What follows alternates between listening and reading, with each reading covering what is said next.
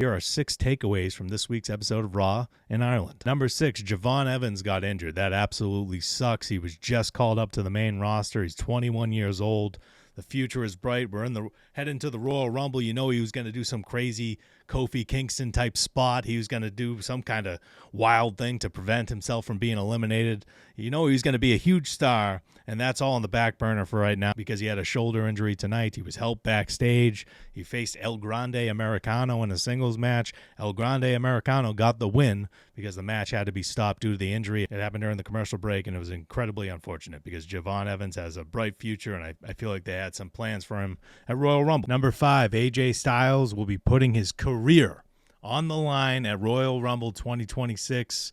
January 31st in Saudi Arabia might be AJ Styles' final match. He will be facing Gunther. The match was made official tonight. Last week on Raw, Gunther tapped out, but the referee didn't catch it. AJ Styles had the calf crusher locked in. Gunther tapped out, but the referee wasn't in the right position. Gunther then went on to win via pinfall after hitting a power bomb. Well, tonight, AJ Styles interrupted Gunther's promo in the opening segment of Raw, challenged him to a rematch. Gunther declined, but then changed his mind and suggested that Styles put his career on the line at Royal Rumble. Adam Pearce tried to talk AJ Styles out of the match backstage. Styles said he had to call his wife, and after having a conversation with his wife, he accepted the challenge and will be putting his career on the line at Royal Rumble.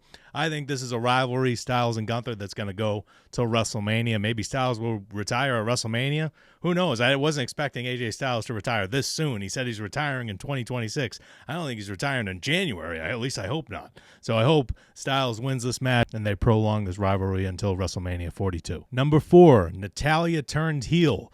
They did a terrible job of building this up because she hasn't been on TV barely at all. She's been in vignettes with Maxine Dupree, training her in the dungeon. They had a tag team for a hot minute called the Dungeon Dolls that just completely disappeared. But Natalya accompanied Maxine Dupree for a match against Becky Lynch for the Women's Intercontinental Championship tonight. During the match, Natalya turned heel, betrayed Maxine Dupree, and Lynch was able to capitalize and escape by retaining her Women's Intercontinental Championship. After the match, Natalya beat Dupree down, so they're going to have a storyline between Dupree and Natalya. I don't know how that's going to work out. But Becky Lynch remains the Women's Intercontinental Champion, and she suggested that she was going to get her lawyers to replace Michael Cole after the show. So that's what Lynch's priorities are right now. Number 3, a whole bunch of stars declared for the men's and women's Royal Rumble match. We got Jey Uso, who declared for the men's Royal Rumble. Jimmy Uso was absent again. This is the second week in a row. I hope everything's okay with him. They're the World Tag Team Champions, but he's not on these shows.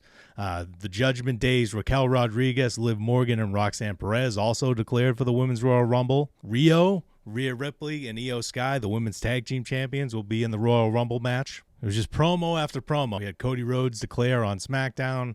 Just everybody's declaring for the men's and women's Royal Rumble matches. The surprise factor is gone. It's obvious these stars would have been in the match. I don't know why we have to have 12 promos saying the same thing. Number 2, Adam Pearce received a mystery call during tonight's Raw. He's had issues with the Vision. He just suspended Braun Breaker indefinitely. The Vision were in a 6-man tag team match tonight. Paul Heyman was ringside. Adam Pearce decided to be ringside for the match as well to prevent shenanigans from happening. They still happened. Logan Paul brought Brass Knuckles into the ring. However, Rey Mysterio wound up with him and hit Austin Theory and pinned Austin Theory. So this experiment for Austin Theory isn't working out. He's still eating pinfalls. After this, Paul Heyman and Adam Pearce had another conversation backstage. And Paul Heyman told Pearce, "You might want to get that," as his phone was ringing, and Pearce answered, and he looked all distraught, but we don't know who called.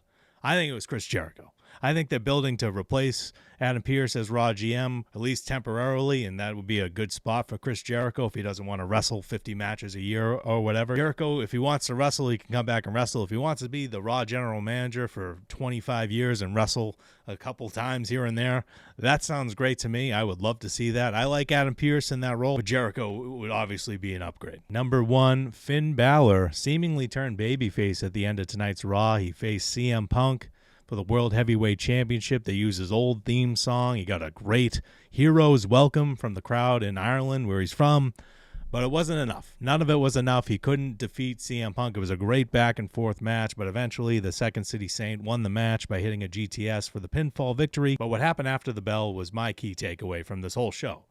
CM Punk and Finn Balor shook hands. Balor showed Punk respect. It was mutual. It looked like that was a subtle babyface turn to me. And then Worked Wrestling online posted a picture of Finn Balor looking at Dominic Mysterio with the IC title. If you remember, Dominic Mysterio pinned Finn Balor at WrestleMania 41 in the Fatal 4-Way match. That's how Braun Breaker lost the IC title. Dominic pinned Finn Balor.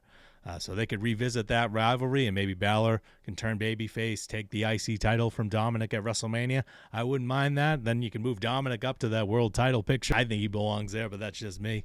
But Finn Balor, this is a good night for Finn Balor. I know he lost the match against CM Punk, but still a good night. The crowd reaction, he's going to be a babyface soon, and it's been a long time coming. But that is it for the takeaways from this week's episode of WWE Raw. If you have not subscribed, please do so, and thank you so much for watching.